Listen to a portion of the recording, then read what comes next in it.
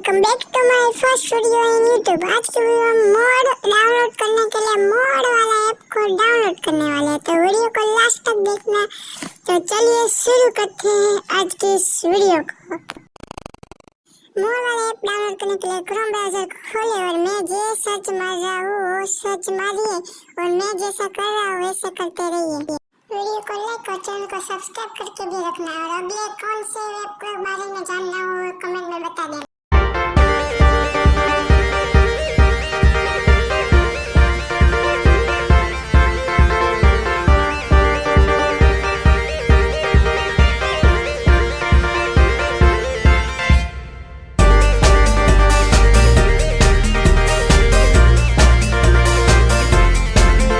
A few moments later.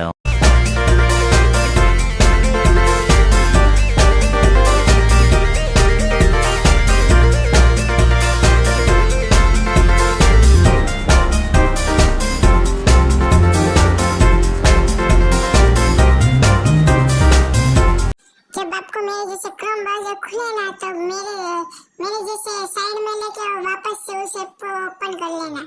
इस app की link description में है, जाके डाउनलोड कर सकते हो, जाके डाउनलोड कर लो।